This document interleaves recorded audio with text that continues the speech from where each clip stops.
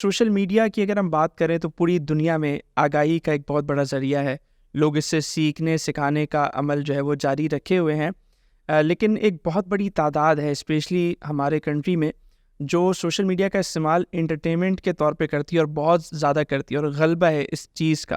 تو بطور دانشور آپ بطور ایجوکیشنسٹ آپ اسے کیسے دیکھتے ہیں اور اس کے کیا اثرات ہیں اور اس سوچ کو کیسے ختم کیا جا سکتا ہے کہ وہ جو انٹرٹینمنٹ والا عنصر ہے ہر چیز میں مزاح تلاش کرنا, ہر چیز میں انٹرٹینمنٹ تلاش کرنا اور سوشل میڈیا کا بھی پورا یوز اسی طرح کرنا, تو اسے آپ کیسے دیکھتے ہیں؟ اس سے کیا بگاڑ پیدا ہو رہا ہے اور اسے کیسے حل کیا جا سکتا ہے؟ یہ بہت اہم موضوع ہے اور بہت اہم مسئلہ ہے, بلکہ بہت اہم فتنہ ہے جی. اور اس میں چند چیزوں کو ہمیں سمجھنا ضروری ہے. پہلی بات یہ کہ یہ بات درست ہے کہ سوشل میڈیا کے آنے کے بعد سے معلومات کا ایک سیلاب ہے جو ہمارے سامنے ہے. ہر انسان کو ہر وقت بہت سی باتیں پتہ چل رہی ہیں. بالکل. تو لیکن معلومات اور علم یہ دونوں ایک چیز نہیں ہے. حقیقت ہے. معلومات جو ہے وہ, اور دوسری ایک اور بات یہ کہ علم بھی, رسول اللہ صلی اللہ علیہ وسلم کی ایک دعا ہے, اللہم انا نسألوک علما نافعا, یعنی علم نافع کی دعا مانگی ہے کہ ہمیں علم نافع عطا کر. اس دعا سے یہ پتہ چلتا ہے کہ ایک اور علم بھی ایگزسٹ کرتا ہے جو کہ غیر نافع ہے. تو سوشل میڈیا پہ جو انفارمیشن مل رہی ہے وہ اس کا بڑا حصہ علم غیر نافع پہ مشتمل ہے. اور انسانوں کا معاملہ یہ ہے کہ دو مسائل ہیں انسانوں کے ساتھ. ایک مسئلہ تو وہ ہے جو پوری دنیا کے انسانوں کے ساتھ ہے, اور وہ ہم سب کے اندر ایک مسئلہ ہے ہمارے نفس میں, اور وہ ہے حب جاہ, یعنی شہرت کی, تشہیر کی اور نمائش کی, نمود کی ایک تمنا ہمارے اندر موجود ہے. ہم اپنے اندر کے مطلب وہ چاہتے ہیں کہ ہماری ذرا سا ہم کہیں سامنے آئیں.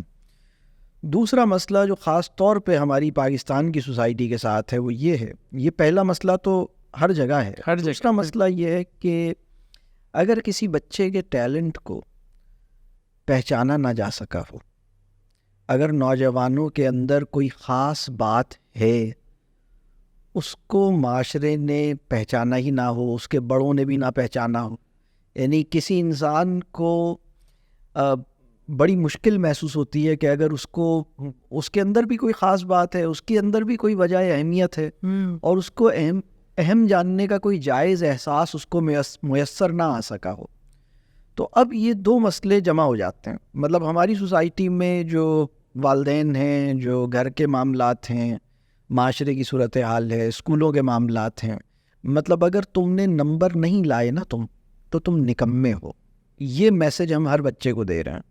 والدین بھی یہ میسج ہر بچے کو دے رہے ہیں کہ اگر تم زیادہ کمایا نہیں سب پا رہے تو تم بیکار.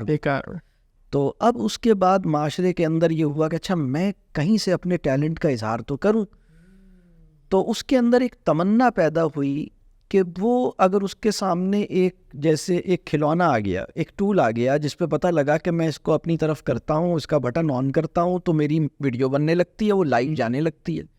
تو اب حب جاہ اور اپنی صلاحیتوں اور اپنے ٹیلنٹ, اپنے پوٹینشلز کی ریکگنیشن کی جو جائز خواہش ہے, یہ دو مقاصد جمع ہو گئے اور اب یہ چیز پیدا ہوئی. مولانا روم کا بہت خوبصورت جملہ ہے, مجھے یاد آتا ہے. وہ فرماتے ہیں کہ برتن سے وہی چھلکتا ہے جو اس میں ہوتا ہے. تو یہ جو اس وقت ہمارے نوجوانوں کے, اور نوجوان کیا اس وقت تو بہت سے مطلب پڑھے لکھے لوگ بھی بہت مطلب, بلکہ ہم دیکھتے ہیں کہ بعض اوقات کوئی بہت قابل شخصیت بھی, اور کبھی کبھی ایسا بھی دیکھنے میں آتا ہے کہ کہیں کوئی دیندار آدمی بھی کوئی ایسی بات کر جاتا ہے جس کے اندر ایک پستی, اخلاقی گراوٹ, ذہنی پستی اور سوچ کی ایک تنگی اس کے اندر نظر آ رہی. تو وہ جیسے ایک روایتی معاشروں میں ایک تصور تھا کہ کلام جو ہے وہ متکلم کی صفات کا عکس ہے. تو جب ہم بولتے ہیں, اور خاص طور پہ اس طرح کی گفتگو, جیسے اب انہوں نے وہ جو کانٹینٹ, آپ کا بالکل صحیح آپ نے فرمایا کہ کانٹینٹ جو پروڈیوس ہو رہا ہے اس میں بہت ہی ایک بے حیائی کا ایلیمنٹ ہے, ایک پھکڑ پن کا ایلیمنٹ ہے, ایک بہت ہی گھٹیا درجے کا ایک مطلب وہ ایک ذوق کی پستی ہے اور گھٹیا درجے کا مذاق ہے.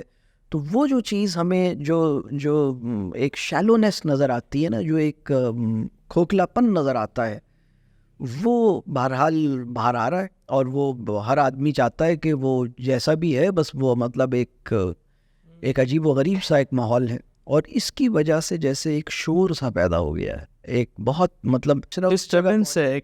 میں نے ایک کسی ادارے میں مجھے انوائٹ کیا کسی یونیورسٹی میں, تو میں بچوں سے بات چیت کر رہا تھا. میں نے کچھ سوالات پوچھے. میں نے بچوں سے یہ پوچھا کہ یہ بتاؤ کیا یہ ممکن ہے کہ کوئی آدمی بہت بڑا ہو, بہت قابل ہو, اور اس کو کوئی جانتا نہ ہو, اس کو وہ مشہور نہ ہو, تھوڑے سے لوگ جانتے ہوں لیکن یہ کہ وہ لاکھوں میں مشہور نہ ہو؟ تو بچوں نے کہا نہیں, ایسا نہیں ہو سکتا. مطلب بچوں کے ذہن میں یہ تھا کہ بڑا آدمی مشہور ہوتا ہے. تو مشہور ہونا ایک الگ بات ہے, بڑا ہونا ایک الگ بات ہے, عظیم ہونا ایک الگ بات ہے, اور اخلاقی اور علمی اور کردار کی بلندی یہ ایک الگ چیز ہے. مشہور ہونا ایک الگ چیز ہے. اب ہمارے ہر انسان کے اندر اللہ نے ایک عظیم کام کی آرزو ہر انسان کے اندر اللہ نے رکھی تھی. اس کی تلاش میں وہ بڑا تو ہو نہیں پایا, اس کی ہم تربیت نہیں کر پائے, لیکن وہ مشہور ہونے کی تو کوششیں کر رہا ہے. لہٰذا ممکن ہے اس مشہوری کو اچیو کرنے کے لیے اسے کچھ ننگ پنا کرنا پڑے, کچھ ننگ پن, کچھ بےہودگی اختیار کرنی. اب اگر بےہودگی اختیار کرنے کے نتیجے میں ملینز میں ویورشپ چلی جاتی ہے تو چلو یہی مجھے منظور ہے. مطلب بالکل وہ جیسے بقول شاعر بدنام اگر ہوں گے تو کیا نام ہوگا. تو ہم ازر کھڑے ہیں.